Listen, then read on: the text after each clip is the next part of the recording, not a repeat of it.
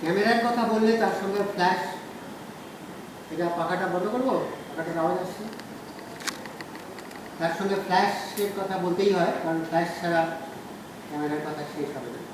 তো ফ্ল্যাশের গল্পটাও ক্যামেরারই মতো খুব একটা আকর্ষণীয় গল্প। সেটা হচ্ছে যে যখন আমরা প্লেট ক্যামেরাতে ছিলাম বা গ্লাস নেগেটিভসে ছিলাম, তখন শ্মশানের ফটোগ্রাফি বা শ্মশানের ফটোগ্রাফার বলে একটা বিশেষ ফটোগ্রাফি এবং ফটোগ্রাফার ছিল। সেটা কী হয়েছে যে যখন কোনো মানুষ প্রয়াত হতেন এবং তাকে দাহ করবার জন্য নিয়ে যাওয়া হতো, তখন তার বাড়ির লোকজনেরা হয়তো খেয়াল করলেন যে এনার তো জীবনে কোনো দিন ছবি ওঠেনি, তোলা হয়নি আমাদের, কারণ সুযোগ সুবিধাটা সর্বজনগ্রাহ্য ছিল না। ফলে আর একটু বাদেই তো ওই মানুষটা দাহ কার্য সম্পাদন হয়ে যাবে, ফলে আর তো ওনার কোনো ছবি থাকবে না। সেই জন্য শ্মশানে গিয়ে মানুষটিকে রেখে, প্রয়াত ব্যক্তিকে রেখে তার চারপাশে অন্যান্য আত্মীয়স্বজনদের নিয়ে একটা ছবি তোলার রেওয়াজ আমাদের দেশে অনেক দিন থেকেই চালু ছিল। এখন যখন এটা দিনের বেলা হতো তখন তো কোনো সমস্যা ছিল না, কিন্তু রাত্রিবেলা হলেই একটু সমস্যা দেখা দিত। সেই জন্য একটা খুব সহজ পন্থা তখনকার দিনে আবিষ্কৃত হয়েছিল।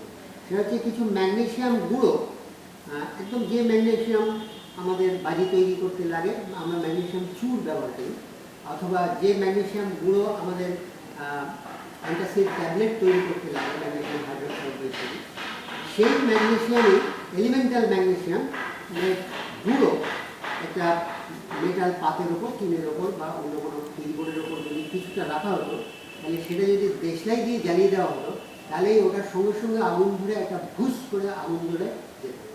ওই যে আগুনের যে আলোটা হতো তাতেই এই ছবিটা হয়ে যেত। সুতরাং প্রথম যুগে, ফটোগ্রাফির প্রথম যুগে এই ম্যাগনেশিয়াম পাউডারটাই ফ্ল্যাশের কাজ করেছে, যদি এটা আক্ষরিক অর্থে বা টেকনিক্যালি এটা ফ্ল্যাশ বলে কিছু ছিল না, কিন্তু এইটাই প্রথম। আমাদের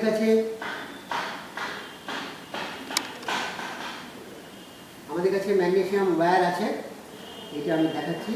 প্রথমে হলো ম্যাগনেশিয়াম গুঁড়ো, সেখান থেকে হলো ম্যাগনেশিয়াম চু, তার থেকে হলো ম্যাগনেশিয়াম ওয়্যার।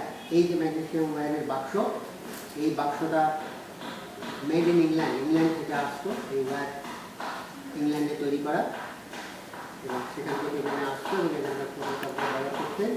এই হচ্ছে ম্যাগনেশিয়াম ওয়্যার।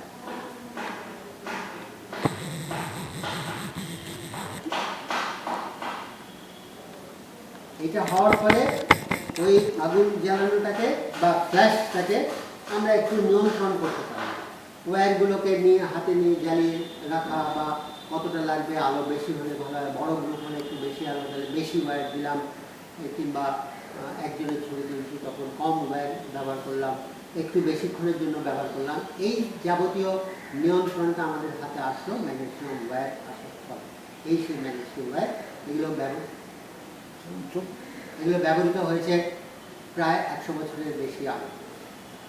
তারপর সেখান থেকে আমরা আসলাম বাল্বে, যে বাল্বের ভিতরে ওই ম্যাগনেশিয়াম চুরটা ঢুকিয়ে দেওয়া হলো, একটা কন্টেইনড অ্যাটমসফিয়ারের মধ্যে হলো, এবং সেখানে ওই একটা শর্ট সার্কিটিং করে ক্যামেরা বডি থ্রু দিয়ে, যেটা এখনকার ফ্ল্যাশে করা হয়, সেটা করে ওটার ভিতরে একটা ইগনিশন করে দেওয়া হতো। ওই ইগনিশনে ওই ম্যাগনেশিয়াম চুরটা ওই কন্টেইনড গ্লাস অ্যাটমসফিয়ারের ভিতরে জ্বলে যেত, তাতে যে লাইটটা হলো তাতে ছবিটা হলো। সেটাই পরবর্তীকালে এটা ডেভেলপ করে হলো একটা করে, তখন যেটা আমি বললাম সেটা একটাই বাল্ব হতো, একটা বাল্ব জ্বলে গেলে ওই বাল্বটা খুলে আবার আরেকটা বাল্ব হতো। এটাতে একটা অসুবিধা হচ্ছিল যে বিয়ে বাড়িতে ছবি তুলতে গেলে 12টা বাল্ব নিয়ে যেতে হতো, বা 12টা 16টা 20টা, এবং বাল্বগুলো নিয়ে যাওয়ার পরেও যেই শেষ হয়ে যেত তারপর যদি আর বাল্ব না থাকতো তাহলে আর ছবি তোলা যেত না। এই সমস্যার থেকে অব্যাহতি লাভ করবার জন্য এর পরবর্তী ধাপে বিবর্তিত হয়ে এটা আসলো একটা স্কোয়ার বাল্বের মধ্যে 4খানা বাল্ব। অর্থাৎ একটা স্কোয়ার এরিয়াকে যদি আমরা ডায়াগোনালি ভাগ করি, তাহলে 4টে যে কোয়াড্রেন্ট হয়, সেই 4টে কোয়াড্রেন্টে ম্যাগনেশিয়াম ভরে সেটা ঘুরিয়ে ঘুরিয়ে সেট করতে হতো 4 বার জ্বলতো। তাই একটা বাল্ব লাগালে সেটা 4টে আমরা ফ্ল্যাশ পেতাম। তাই আরেকটু সুবিধা হলো। তারপর আসলো ফিলামেন্টের বাল্ব।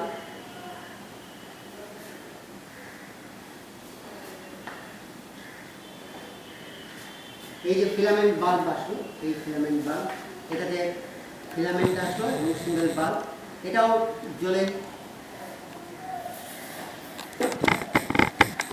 জ্বলে যাওয়ার পরে ওটা ফেলেই দিতে হতো, রুমাল পকেট থেকে রুমাল বার করে ওটাকে ফেলে দিতে হতো এবং আরেকটা সিঙ্গেল বাল্ব ধরে তারপরে আবার ছবিটা করতে হতো। তো এই বাল্বে আমরা আসলাম। এরকম করতে করতে আমরা অনেক উন্নত বাল্বে আসার পরে আমরা ইলেকট্রনিক ফ্ল্যাশে আসলাম। সেই ইলেকট্রনিক ফ্ল্যাশে আসবার পরে তারপরে আসলো এই ইলেকট্রনিক ফ্ল্যাশ, যেখানে এই ফ্ল্যাশে আমরা যেটা দেখতে পাচ্ছি সেটা একটা ইলেকট্রন টিউব, এবং এইটা হচ্ছে আসলে কিছুই না, এটাতে একটা ভ্যাকুয়াম টিউব আছে, এর ভিতরে একটা ভ্যাকুয়াম ক্রিয়েট করে রাখা হয়েছে এবং এটার দুই এন্ডে একটা, এর ভিতরে যখন আমরা ইলেকট্রিকে দিচ্ছি তখন 6 ব্যাটারি ভোল্ট, 1.5 × 4 ব্যাটারি দিয়ে 6 ভোল্ট যখন আমরা ইনপুট করছি তখন এটাকে ভিতরে ট্রান্সফরমার আছে, সে এটাকে 440 ভোল্টসে নিয়ে যাচ্ছে, ভিতরে নিয়ে গিয়ে একটা এন্ডে 440 ভোল্টস থাকছে এবং আরেকটা এন্ডে 0 ভোল্টস থাকছে। তো এই যে ডিফারেন্স অফ ভোল্টেজ হচ্ছে তার ফলে এই 440 এন্ড থেকে একটা ইলেকট্রন জাম্প করে ওই 0 ভোল্টের এন্ডে চলে যাচ্ছে।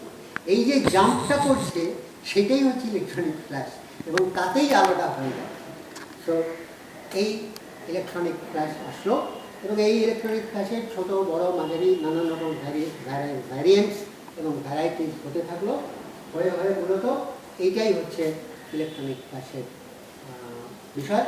এবং এইটা তারপর বর্তমানে এটা এখন স্ট্রোবোস্কোপিক ফ্ল্যাশ হয়েছে বা স্টুডিও ফ্ল্যাশ, সেটা একটা আবার অন্য কমপ্লিট ডিফারেন্ট টেকনোলজি, এবং সেই টেকনোলজি ইউজ করে ওটা এখন 1 সেকেন্ডের মধ্যে একাধিক ফ্ল্যাশ মারতে পারে এবং নানান কিছু তাতে হতে পারে, নানান সুবিধা অসুবিধা আছে। বিভিন্ন রকম আউটপুটের পিক আছে, ফুল পিক, হাফ পিক, 1/4 পিক, এরকম সব আছে। একই ফ্ল্যাশ গান কিন্তু বিভিন্ন ইন্টেন্সিটিতে আলোর পরিমাণটাকে কন্ট্রোল করা যায় এবং নানান কিছু সুবিধা অসুবিধা, মানে সুবিধাই আছে। সেগুলো এখন কমার্শিয়াল ফটোগ্রাফিতে ব্যবহৃত হচ্ছে স্ট্রোবোস্কোপিক ফ্ল্যাশ। এই হচ্ছে ফ্ল্যাশের সংক্ষিপ্ত বিবরণ।